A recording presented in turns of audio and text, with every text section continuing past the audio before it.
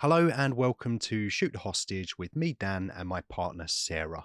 We're a movie podcast and we cover 8 films per season based on a theme. If you're familiar with the show, you can skip forward, but for any newbies, this is a clip show featuring some of our favourite moments from the last season. And if you're thinking of giving us a go, this is a really good starting point. If you like what you hear, please consider rating us the maximum amount of stars available on your podcast platform of choice, or consider submitting a review. Over on Patreon, we have 2 paid tiers and 1 free tier for extra content, early ad-free episodes and season lineups. If you've absorbed all of our free episodes and still need feeding, we've got a bunch of additional content over there spanning 2023 to present day. Finally, if you would like to keep up to date with us on social media, you can find us at STH_pod on Instagram, Threads and TikTok. All of the links are in the description. Okay, roll the clips.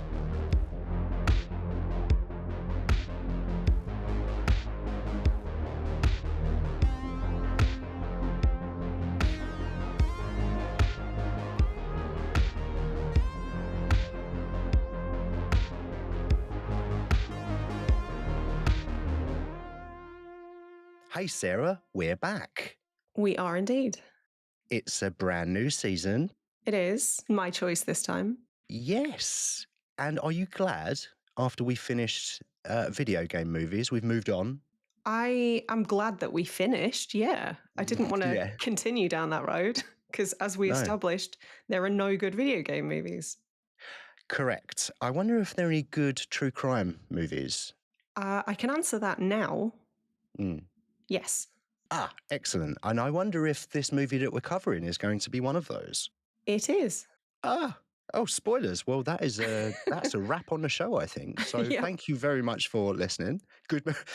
That's what I think most podcasts get wrapped up in too much detail, I think. They should just go, movie good, laters. Yeah, I think that's, I think you're onto a winner. I don't think it'd be very profitable. Yeah, but profit's overrated. It's about content, isn't it? The quality of the content. Does it get to the point? Yes, it does. And we could have pumped out 1,000 episodes by now. We're doing it all wrong. I know, but you live and learn, don't you? You live and learn. You do. I think it's quite appropriate that True Crime is season 13. Isn't 13 meant to be an unlucky number? Well, unlucky for some, I believe is the phrase. Oh, right. Are we some? It depends. Are you some? No. I must be some. You're some. Right, okay. In this scenario. Okay. So, and I think that's my issue with a lot of true crime. It just sort of leaves me a bit depressed and and definitely with this movie. I was going to say, me. Yeah. You had warned me about it. I tried. So I was ready. And I thought, yeah, you can handle this, Dan. And I smashed it on Wednesday night in my hotel. And I was like, I can get through this. But I think the closest comparison in terms of a movie I've watched is probably Climax. Oh, no. First time I watched that, where I just got halfway through and I had to pause it. And it gave me the most dreadful feeling. And it was very similar here. I think from pretty much the first couple of frames, it's a bleak movie. Oh, it's relentless, and it's the whole thing. It's not just the crimes, it's the context, it's the setting. And I think that is to this film's strengths for sure, because it's trying to do that. But also, I don't want to spend 2 hours in that world. I think that's fair enough. It's Roadrunner time for me after this. Get cartoons on. Yeah. Maybe Wile E. Coyote will win this time. My guy. Oh, ever the optimist. He's my guy. God, is a cartoon ever been so inspiring? Every time he loses, but what does he do? He fucking tries again. And he keeps going. And he never wins, but that doesn't stop him trying. I love that guy. Maybe this is also in the category that you were talking about. It's just it's a fun cartoon, but it's also motivational. Yeah. Oh, I'm learning so much about myself already. It's also a story about perseverance. Yeah. Love it. Yeah, but Snowtown is not really about perseverance, is it? No. Alrighty, so episode number 100. 3 digits. Can you believe we're in the 3-digit club now? That's pretty good. Yeah. You sound underwhelmed. Do you wish it was 500? Well, yeah, of course. I wish it was 1,000, 2,000, 10,000. I don't know. 10,000. We'll never get to 10,000. We'll die trying. We'll die. We'll be long dead. And then our AI avatars, maybe they'll get to 10,000, but we won't. Our AI avatars will be, maybe they've taken over already and we've just not said anything. Maybe they've taken over and we just don't know that they've taken over. Oh, don't do that. What is consciousness anyway? Look, this is not dreams season anymore. We've had those conversations. And we will again. I'm sure. So we're in your true crime season. Yeah. This is the second episode of your true crime season. We've moved on from the darkness of Snowtown, which was a slog, but like I say, we're moving away from that now to the really uplifting story of someone that got their kneecaps broken. How familiar were you with the story of Tonya Harding before seeing this movie? I was not familiar at all. I'd never heard of Tonya Harding. I'd never heard of ice skating. I was introduced to ice skating when I watched this movie in about 20. I think I watched this pretty soon after it came out because I was like, oh, Margot Robbie's new movie. I'll watch that. Yeah, of course. Yeah. But no, I had never heard of this story at all. What about you? Oh, yeah. As somebody who was paying attention to the news cycle. What, in the 90s? Yeah, of course. There was fuck all else to do. You were watching the news when you were 8? My parents had newspapers lying around. Yeah, but it's wild to me that a lot of this stuff sort of passed you by because recently we watched the documentary about Shannon Matthews and you were like, nope, don't remember any of this. I'm like, how? It was the talk of the town. Every town. Not my town. I don't know. Yes, I was familiar with Tonya Harding and Nancy Kerrigan and The Incident. Right. The Incident. Do they call it The Incident in the movie as well? Potentially. I believe that they do. It happened, I did write down the date, 6th of January 1994, and nothing else ever happened on the 6th of January at all, ever. No. So that's the only interesting thing that ever happened on a January the 6th. Mm-hmm. It's funny. I was trying to find, I watched a few interviews with Tonya Harding, and there was one that was sort of specific to the film. And she met Margot Robbie. She was kind of on board with this project. I think she sold the rights to make her life story. And so she was not necessarily involved, but present throughout proceedings. And she was talking to Margot Robbie after the fact, once the film had come out. And she said to the journalist, like, I never told the judge to suck my dick, but I wish I had. Oh, right. Yeah. But besides that, like, it does seem to be portrayed pretty damn accurately. That sort of stuff anyway. Which is nuts, because this is the kind of thing that if you'd have told me about this, you know, if you'd just done the would you lie to me thing and told me three things where I haven't seen that show in 15 years, but premise is they tell you 3 things and one's the truth and 2 are a lie or something. Yeah, it's the old game, 3 truths and a lie, 2 truths and a lie. Oh, is it based on is it a reboot of that? Yes. Yeah. If you'd have told me this story, I'd have been like, you're mad. There's no way that this happened in the way that it did with the people that are in this film. Yeah. And particularly when you get to, we haven't really spoken about Paul Walter Hauser yet, but I am fucking dying to. Yeah. Like all of his stuff, is he insane? Yes. The answer is yes. Insane, and I would posit potentially low IQ into the mix. Because he's not functioning in the same reality as the rest of us, that's for sure. Doesn't seem to be, yeah. No. And neither did the people that committed the crime as well, physically committed it. A lot of that stuff that happened then as well, apparently is actually how it went down. Yeah, he did use like a retractable baton, I believe. Yeah. Like even the weapon was accurate. He really did headbutt that glass door.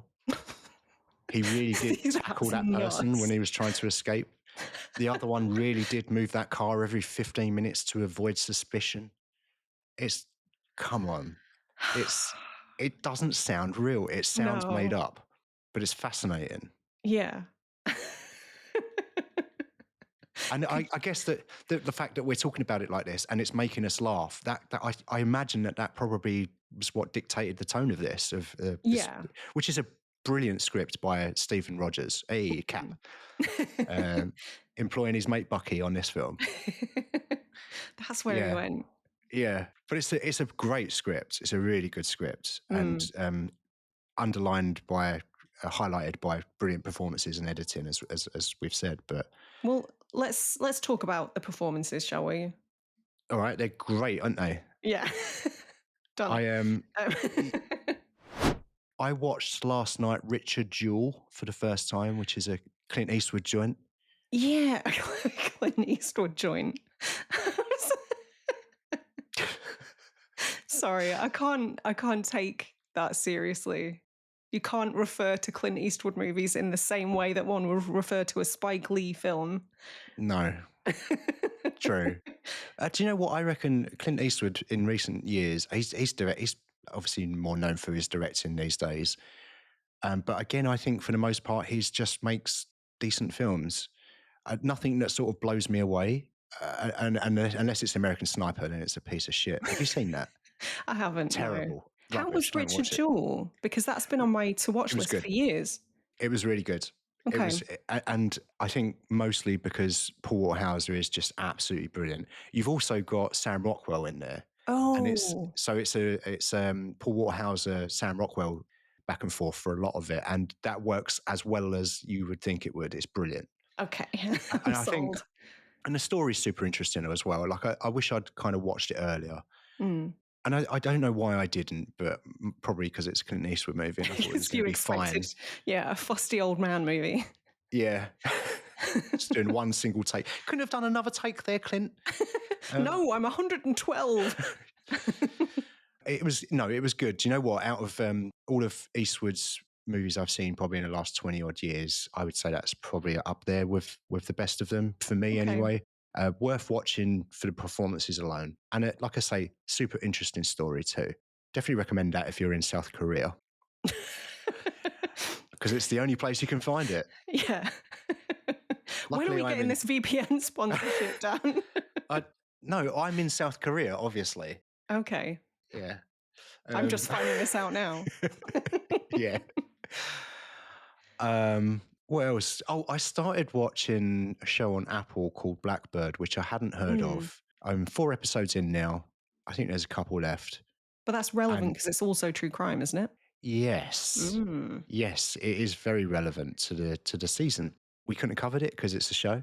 Maybe we will do that one day. Who cares? It's our podcast. If you don't like it, go fuck yourself, can't you? You've got to stop saying that. Why? Because you'll alienate our audience until there's no one left. Listen, no one cares. No one cares.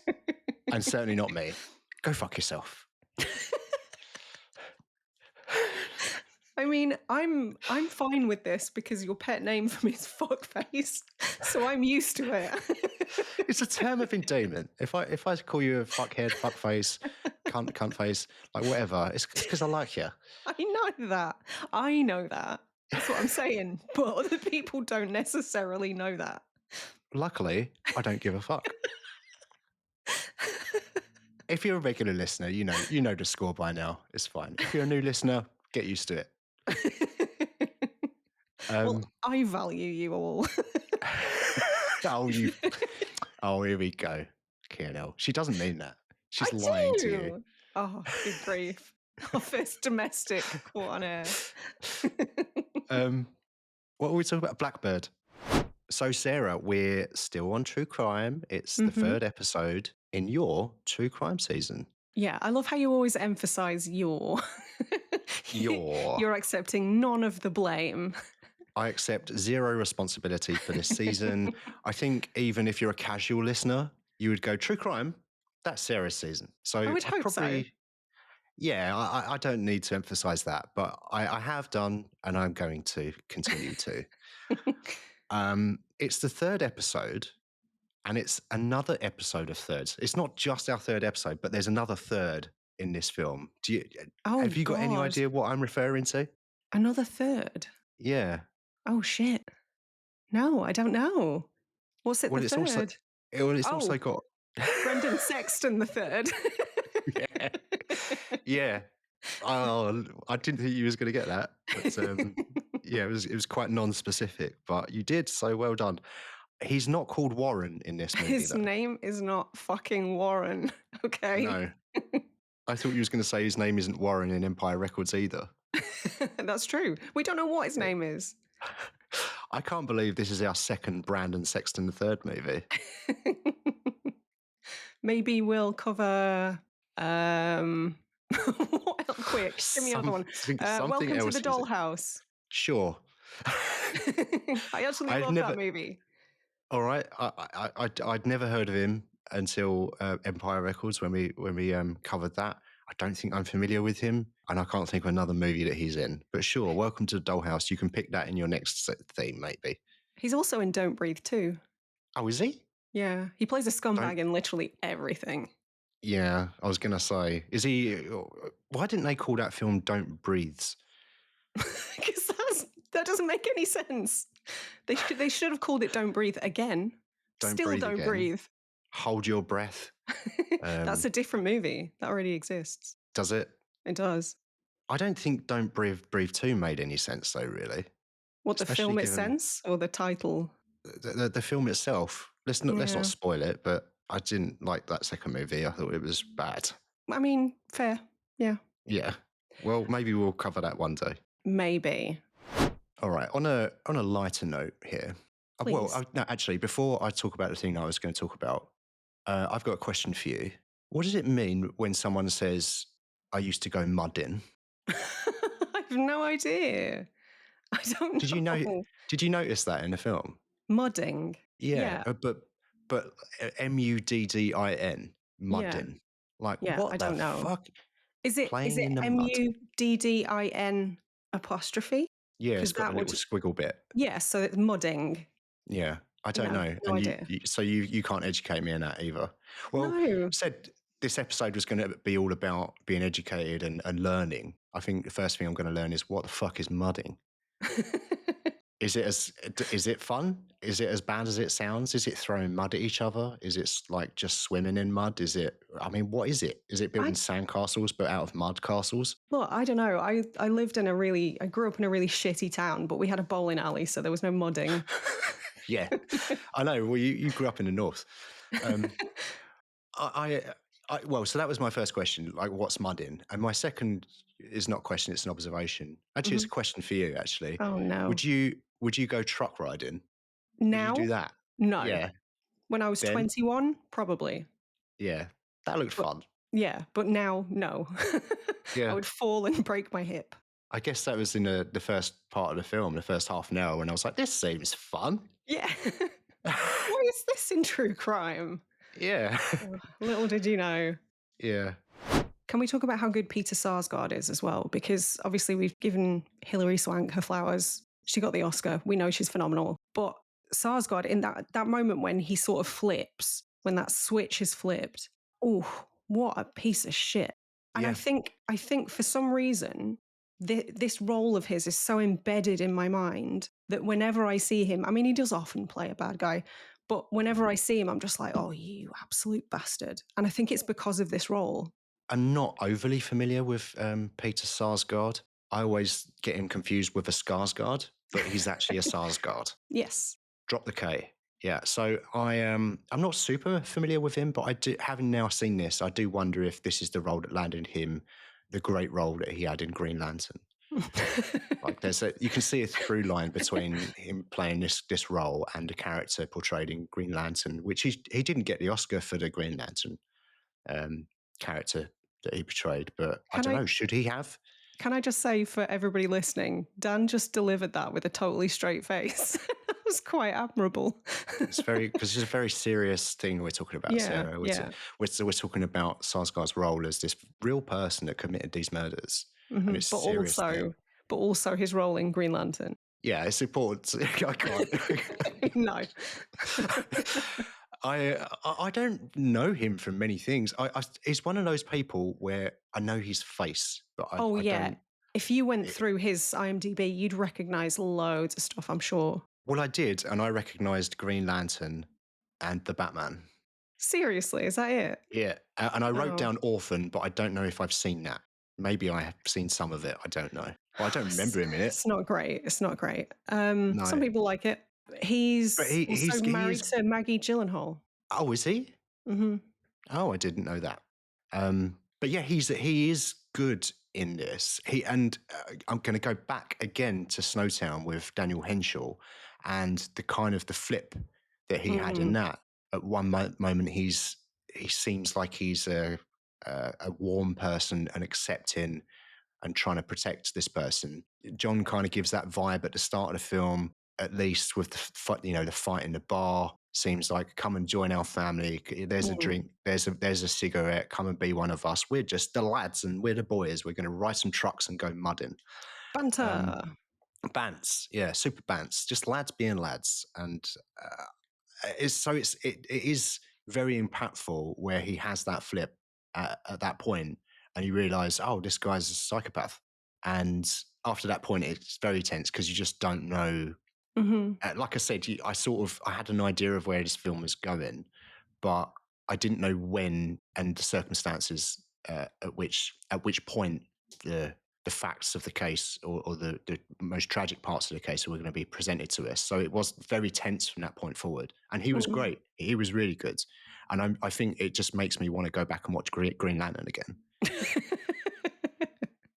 Yeah, I think you should Maybe do that. maybe that film is better on a rewatch. Maybe it's one of those that now you understand it, and it's hard to get your head around at first, but Yeah, yeah. I think maybe I might understand it more. I think if I give it another go, we Give should it a watch it together reappraisal. when I'm back. Maybe the No, first film we no, should watch is Green no. Lantern I together. think you should watch it today on your own in Should I? isolation.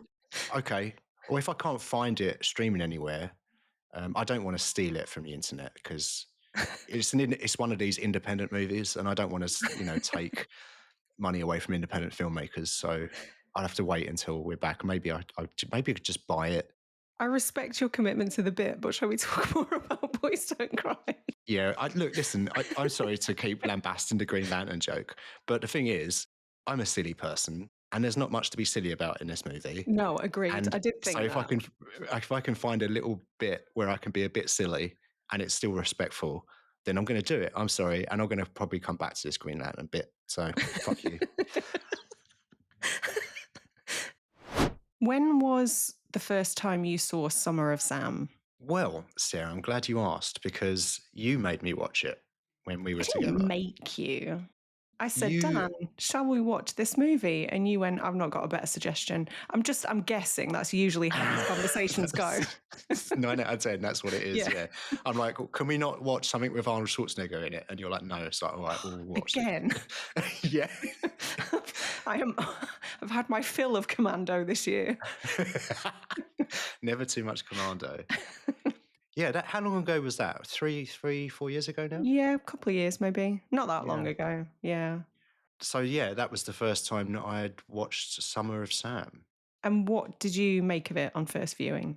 Oh, what did I make of it on first viewing? I think my opinion hasn't changed an awful lot since the first time Okay. I watched it. I thought it was quite good when I first saw it, and I'm pretty much the same now. I think it's quite good. It's weird because sometimes my opinions change and evolve when we are watching films for the podcast. Often I see things and unpack things that I really like or don't like so much, and it's I don't know. It's almost quite unusual for me to have exactly the same opinion when I watch the film for pleasure and when I watch the film Mm, for the podcast. it is, And yeah. That's why I asked. I sort of tried to think about it. I was like, but do I have the same opinion? And I really, really thought about it a lot. And I even watched it twice. I watched it again this morning, and it's like, yeah, it's the same. Like, I think it's quite good. I have some problems with it, and I Hmm. think some of it is excellent. And I Okay. think it sort of balances out sort of somewhere in between those two things for me. But I missed out on it when it came out in 1999. I think I was watching The Matrix or something. I don't know, someone Whatever, getting kicked in the head. yeah, whatever Arnie film came out that year. What was 99? Sixth Day, maybe I Yeah. would say. Yeah, Probably. I But did you see this when it came out? Hmm. Yeah, I saw this at the cinema in Bolton. I don't know why I remember that. It's the only time you've ever been to Bolton. Oh no, I've been to Bolton loads. Well, you don't want to go shouting about that. It's not something to brag about. Well, they had a cinema that had a monthly pass, and Barry didn't have that. We weren't good enough. You didn't have a cinema? So we had a cinema, but it didn't have the unlimited pass. This was Right. I think it was like 10 quid a month, and you could see whatever you wanted. So me and my friend didn't have college on Wednesdays, and we would go every Wednesday and try and see 2 or 3 films to try and really fucking rinse that membership. Yeah, too right. 10 quid a month. God, I wish it Yeah. cost that now. You know, it was crazy. It was, I God. think that was like a student pass, but still. Yeah, that's mad. I remember Yeah. my local cinema in Southend. When that first opened, it was £1 for a movie. So we would just go and watch loads of stuff. And then later on, when I went to college, I think it went up to like £2.50 or something. But you know, I don't know if you had this when you were in college. I'd have lessons in the morning and then lessons late in the afternoon, and a 4-hour gap that I've just got to fucking. And they wonder why crime happens. Yeah, that's I've when got you to. just. What am I going to? That's when you go and hide in the bus stop and get stoned. That's a crime. That's my point. You're making my point for me. Thank you. But like, so you've got and you're a poor student. You haven't got any money. You've got 4 hours to fill. So like, but luckily the cinema is pretty cheap. But the negative is that I went to see My Big Fat Greek Wedding, and that was a big pile of shit. But I must have seen something good. I don't know. Yeah. I mean, the £10 a month thing, watching 2 to 3 films every week, is why I watched The Wedding Singer 3 times. Well, on yeah, release, and also Detroit Rock City. I went to see that 3 times as well. I didn't even know that got a cinema release. It did in Bolton Wow. anyway. Yeah, Bolton. It's like you Yeah. and Vernon Kay went to see it. Bolton's like the UK's Detroit, so that makes sense. Is it? Yeah. It's me, Vernon Kay, and Peter Kay. Are they all called Kay? I think so. Where's Sarah Cox from? She's called Cox, so she's not K. Begins with a C Is she though, which is sort of Northern? like a K. Is Sarah Cox Northern? I don't remember. I Yeah. get her and Zoe Ball muddled up. Zoe Easy Ball's not mistake to Northern. make. No, I know. That's Yeah. why I was confused. I mean, they Anyway, both did breakfast shows on Radio 1, so it's easy but to none of confuse. them are Spike Lee. So I don't let's get believe back they to are. the task at hand, shall we? Yeah, let's get very serious and do our very serious film critic podcast that we do. Well, do No you know stupid what? shit in it. You say that, but I am actually really keen to hear the good and the bad from you, because I don't know, this is a film, like I say, that I saw in whenever it came out, whether that was 99 or 2000, I don't know, but I definitely saw it at the 99, yeah. cinema. I'm pretty confident if I didn't own it on VHS, then it would have been an early DVD buy. For some reason, I own it on Region 1 and Region 2. Because why you've got to not? have both regions, haven't you? Yeah, you just never know, do you? You never know. You've got to plan for these things. What if the bombs go off? Look, my ultimate plan for when the world goes to shit, everybody else is going to be fighting in the water wars, and I will just quietly open up Sarah's Blockbuster. Yeah. And what about everyone, me? What what? about Dan's Blockbuster? Well, you're going to be off getting us water. Oh, right. Okay. I see how this works. I'm While going fighting in the water wars and you're yeah, opening up a video shop. yeah. That's That what the sounds very fair. patriarchy wants, Dan. Fuck the patriarchy. I didn't make these rules. I've never been a fan of the patriarchy. You know that. Why have I got to fucking participate all of a sudden? Just because it's got the word war in it? Let's just get one of those things that turns urine into drinkable water then. What are those Kevin things that they Costner's use in Waterworld? Yeah. And then we won't have to go out and fight, and we can just charge people late fees. Yeah. And then we could use that to buy more water. Yeah, and then we can fine. We can hoard the water as well, can't we? We can be those people. Mhm. We can store the water, we can hoard it and put it next to all of our toilet paper in a garage. Yeah. Whilst running our own version of Netflix. Sounds good. Netflix. Yeah. I believe that must have been taken. Almost certainly. It's too easy. Spike Lee? So that's my long-term plan. And if you're interested, I have 2 copies of Summer of Sam. But they're not for sale No, because we're but going to need them for the water wars. Yeah. Okay, so we are working our way towards the end of your true crime season, Sarah. Which you must be thrilled about. Pretty thrilled, yeah. So the movie we're covering today is House of Gucci, which is both true and a crime. In So many senses of the word, yes. I was going to say, take that how you want. You'll probably figure out how that's intended as the episode goes on. From my perspective, anyway, I'm super interested to see what your interpretation of this movie is, because we've not we sort of synced up, didn't we? Because we mentioned a few times I'm in Morocco at the moment on a job.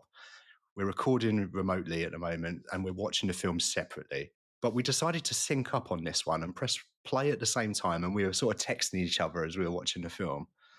But we haven't really spoken about it and our opinions about it other than that. But it is interesting because we've had a few very interesting conversations this season. We've spoken about the psychology of serial killers, cultural events, gender identity, domestic violence. And this time, we're going to be talking about why Jared Leto is doing an impression of a Super Mario brother while in Jeffrey Tambor prosthetics. That's just the question that everybody's asking, isn't it? It's just, why is Jared Leto? That's the entire question. Why? That's a general question, I think, that you can apply to any area of life, really. Yeah. Why? Why is Jared Leto? Why is Jared Leto?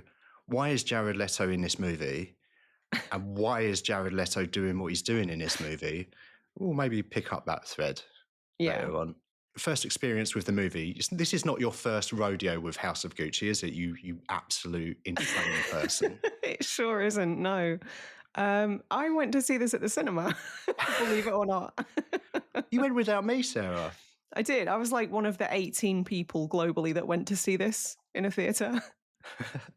And I had no idea what to expect. I knew it was Ridley Scott, and I went to see it with a friend because I think we'd just decided we were going to go to the cinema, and that was perhaps the best of a bad bunch. Neither of us was particularly excited about it. And it was a baffling experience. It was a real head scratcher. Okay. And I've been sort of keen to not necessarily revisit it myself, but get your thoughts on it. Great, thanks. So this felt like the best way to do that, I suppose. Yeah, I'm really grateful. I mean, I remember you going to see this, and I'm pretty sure I was like, yeah, I have no interest in watching that. That's all you. Yeah, at which point I went, we'll see about that. Yeah, you're going to force me to watch it. That's the bad thing about doing a podcast, isn't it? Where we swap seasons and choose films. It is. Sometimes you have to watch Driven, and sometimes I have to watch House of Gucci. Yeah, and it becomes like a never-ending cycle of revenge. Yeah. I feel like every time now, like my season is always in response to your season. Yeah. And vice versa. What can I make Sarah watch this time? Yeah. Yeah, for sure. I believe my copy of Black Klansman arrived recently. So. Something came through the door. Yeah. That's vaguely Blu-ray shaped. Yeah. It's you know a Blu-ray when it arrives. It's in that little thin packaging. I've got 3 more. I hear the thud on the doormat, and I'm like, oh. It's like Pavlovian response. I find it really disconcerting when you pick up the package. If you give it a little shake and you can hear the disc rattling around. Yeah, I hate that because you're like, oh no, it might be scratched. Oh, the little plastic teeth in the circle will be broken. Oh no! Yeah. One of the little clamps that on the clasp, the clamshell case might be broken, so the case doesn't close properly. Yeah. Oh no, our worst nightmare. Or what if you buy pre-owned and there's a label that you can't get off, and there's the remnants, the sticky bits are still on there? Don't. That's it's setting my teeth on edge just thinking about it. These are all problems that we have to live with daily, but we find a way to get through. What a hard life. I've got a couple of favourite lines. They're all Jared Leto lines. They're not actually, no. One, I can't remember who said it because I wrote this down when I watched it a week ago. But my favourite ever line is just, we both know he's blind in one eye and deaf in the other. Just like, everybody's deaf in their eyes. It's not what your eyes are for. What a stupid statement. I mean, that must have been a Paolo line. Probably. Yeah. If not by him, about him. Yeah. And then another one was just at the beginning, and I think it might have been Jeremy Irons, who just said, I think she wants your money. And all I could think at that point was, well, it's not his sparkling personality or sweet dance moves, is it? Yeah. I think It's that not was those bicycle clips. yeah. I think that was something the film did particularly poorly, and that was showing us why Patrizia would have been drawn to this man in the first place. Yeah. Because it did sort of make her look a bit like a gold digger in that regard. Because like, why else? Yeah. I suppose. Oh, he made a decent cocktail, I guess. Yeah. Yeah, because at the start of the movie, he's drinking a little coffee, goes on his bicycle. Maybe it's because he was a bit of a daredevil. No hands on the wheels, on the That must have been handlebars. it, yeah. Likes to take risks. And his life is really that subtle bookend that I mentioned earlier. At the start of the movie, he's happy and he's riding a bicycle with no hands. Then at the end of the movie, when he hasn't got anything, all he's got at the end of the movie is $170 million in the bank, but he's happy because he hasn't got any money anymore, just that 170 million. But he holds his hands off the handlebar. And that, what I thought in that scene, and I don't know if you picked up on this, and probably no one else watching this movie picked up on this either, but that ending was linking back to the start of the movie, where he was happy. Oh, that's so clever. Right? Okay, so I'm glad that I'm explaining this and you're getting it. And you're welcome if you're listening, because that end part of the movie is trying to say that he was much happier when he didn't have anything. When he just had $170 million. And that's all you need. You just need a bicycle. And $170 million. $170 million. Yeah, that's it. Yeah. That's the moral of this story. If you get a bullet in the chest, you might be a bit unhappy after that. Yeah. But you've died a happy man, and that's what's important. And I thought that was interesting bookend in this movie. The subtlety there was so like a visual like metaphor, if you like, linking to the two parts. I don't know if I'm explaining this very well, but basically what you're doing is you're having a scene at the start of the movie. Oh no, he's gone full Stuart Lee. You have a scene at the end of the movie. We call that a bookend. If you're in the industry, then that's a term that you'll probably hear quite a lot as you get into the industry more and more. And you might have heard it before, but you probably didn't understand it. But we call it a bookend, you see, and it links back to the start of the movie and the end of the movie. So there's sort of, they start and finish in the same place. Oh, I see. Like actual bookends. Oh, like a bookend, I get it now. Yeah. I get it. Yeah. Thank you so much for explaining that. You're welcome. You're welcome. I learn something new every week. I think we'll probably start to see that more and more as more movies come out. They'll see this movie and go, oh, we should do that. Because there haven't been that many movies up to now. No, there's been like 9 films, I think, at time of recording anyway. It's probably been more out since by the time this episode comes out. But I think you'll probably start to see that more and more. Yeah. People will watch House of Gucci and go, I love this bookend idea. I think that we should try that in our movie. And they'll never do it as well. It will never be as successful because the first time that you see something, he's perfected it. Ridley Scott perfected it. He's pioneered it and he's nailed it. And whether that was on a page or not, I don't know. But he probably came up with that idea. He was like, what I want to do is... because Tom Savini actually invented it. Tom Savini invented... Yeah, I mean, that goes without saying. We all know that Tom Savini invented all things. Yeah. He was the creator of the universe, and whatever happens in Tom Savini's universe is ultimately his intention. Like, Savini moves in mysterious ways, is that old saying. But...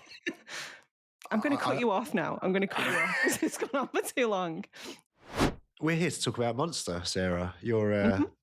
Your season, we're still in your season of true crime movies, well and truly. I haven't seen this for ages, this film. Was it Gareth Edwards' first movie? Oh, here we go. I thought you were going to say that you watched the 2023 version. There was a remake? There's a Korean, I think it's Korean film called Monster. Very good movie, okay. but not that one. No, we're here to talk No. about the 2003 Patty Jenkins Monster. I might have watched the wrong film. No, you didn't. I'm going to talk about the Gareth Edwards 2010 movie Monsters, which is a sequel to that Patty Jenkins one. So maybe No, we'll it's do not. half where you talk about the Patty Jenkins one and I'll do the other half where I talk about the Gareth Edwards one. It would make more sense if you talked about the first Gareth Edwards movie, because I know how much you enjoy saying Scoot McNairy. Well, and Scoot McNairy is in that? Yeah. Oh, I did. Do you know what? When I watched it, I didn't know who the fuck Scoot McNairy was. Well, now you do. And now I do, because I saw that show about computers that you made me watch. No, you watched a bit of that show about computers that I made you watch, and then you bailed because you were like, that's all right. Which is what you always do. I didn't bail. You bailed because I wasn't. I was like, you loved the show, and that's fine. But because I just like, yeah, I don't really care. Oh, it's not the best show I've ever seen. Therefore, we must stop watching it. Because you did the thing that you always do, where we watch season 1 of something, and you're like, yeah, this is really good, and then season 2 rolls around, and you're like, novelty's worn off now. I'm over this. It's fine. Yeah. Yeah, just get to fucking Tetris already. That's why computers are important. Look, Halt and Catch Fire is excellent. I'll have you know. It was all right. Yeah, it was all right. And I'd have been happy to carry on with it. But anyway, let's all jokes aside, let's talk about this really depressingly dark movie Monster, written and directed by Patty Jenkins. Yes, hard to joke about, but not impossible. I'm sure we'll find an inappropriate way of getting there somehow. Incidentally, before we continue, I just want to qualify that if I sound like a Muppet, it's because I have tissues stuffed up my nose currently because I have a flu. So and you're that's not even in the UK currently.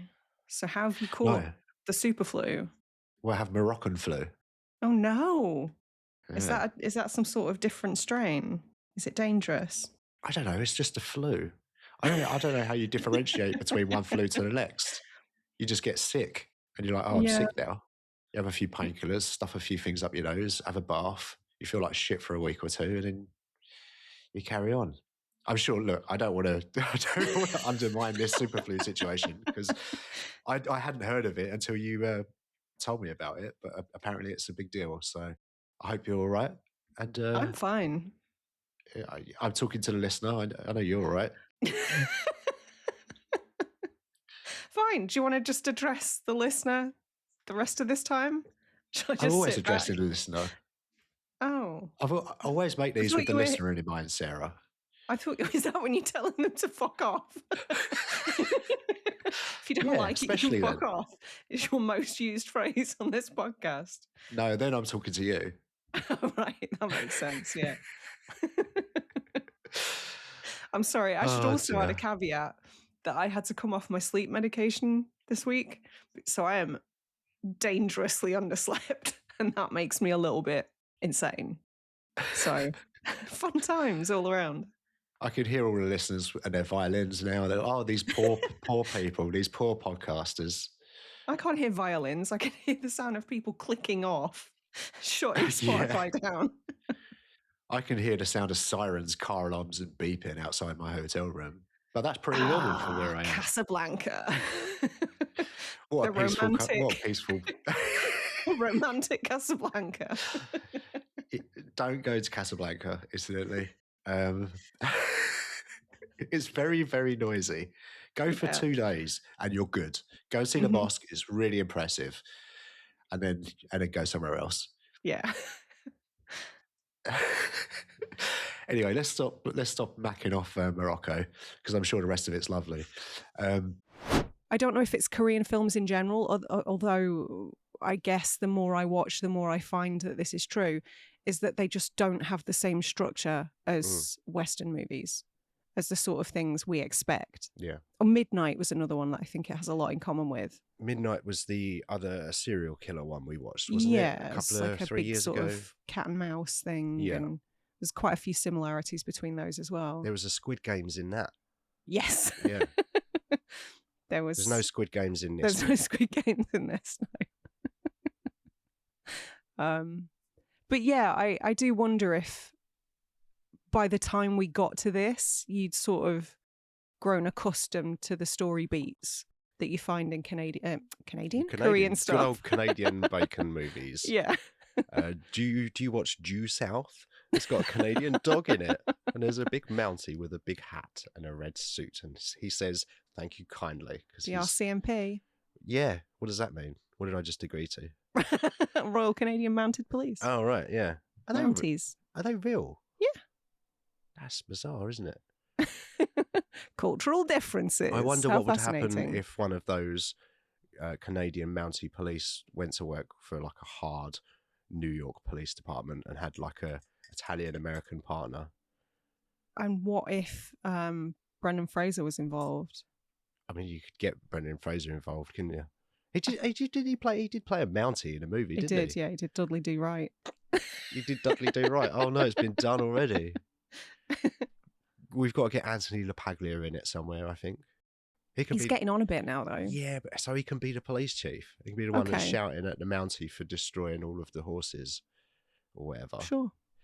So in The Chaser then, I really like that bit where there's no Canadian stuff in it at all. Yeah. Which is... I think you got about 5 minutes out of my Freudian slip there. Yeah. Do you know what it is? You might be onto something there. The bar is set so high by I Saw the Devil. Yeah. By that movie that perhaps it's going to be very difficult for anything to live up to that, which is unfair. And unfortunate. Yeah, but maybe also like, I don't know, is that sort of a little bit like going to watch Scream before you've watched any other slasher movie? It's sort of built on a lot of stuff before that. So it's subverting expectations, but you've got to be familiar with those to, I don't know. Yeah, I guess so. But I mean, police procedural stuff just is not it doesn't float your boat at all. Not really. So I haven't watched a Bill in decades. I couldn't tell you what Reg Ellis is doing these days. I don't think he could. Eating a boiled egg. But yeah, I think maybe that's a bit of a sticking point for you as well. That's a bit of an obstacle to overcome. Being bored by a big boring movie. He's back from Morocco, ladies and gentlemen. We're in the same room again, so I can give him the the tired, disapproving glances in person. Death eyes. You've got to fucking edit this. I don't know why you do it to yourself. I'm sorry, you were making a point. I've forgotten. It's gone. I'm not going to run through the cast because everybody's in this. There's a bunch of people. Like between Scorsese and Christopher Nolan, like every straight white male actor in Hollywood has work going forward. Every vertical human that has access to legs and limbs has access to and a dick. And Don't forget that. Yes, and a penis. Yeah, listen, I do want to talk about some of the performances later on. Oh, so we will, perhaps yeah. we'll come back to cast then. Mm-hmm. So you said that you chose it to throw me a bone. Yes. That's interesting because you hadn't seen this film when we met. Mm-hmm. And you've only recently watched it about a year ago. We watched it together. Was it only about a year ago? It was about a year ago, yeah. Okay. I think. Yeah, I put it off. I don't know why. I've never been like a Scorsese head. I've never been like, oh, new Marty movie's out. Must go and see that immediately. Incorrect. No, I know. Look, I'm not going to sit here and deny that he's one of the greats. I think that is sort of... It doesn't fucking matter what I think. I'm some nobody in a bedroom in Canterbury. People but are all here to hear what you think, Sarah. I think he's excellent at what he does. And he seems like a decent bloke. I haven't heard anything untoward about him, which is fucking rare these days. And he makes good films. They're just not necessarily to my taste a lot of the time. Although I do like about half of them that I've seen. Right. Yeah. Glowing endorsement of Martin Yeah. Scorsese there. I like about half of them. Well, I'm not saying I'm correct. It's just an opinion. I think if there's and there will be like a Martin Scorsese box set, they should pull that quote.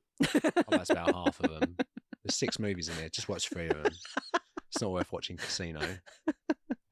Just watch Cape Fear and I've done with it. Stop it.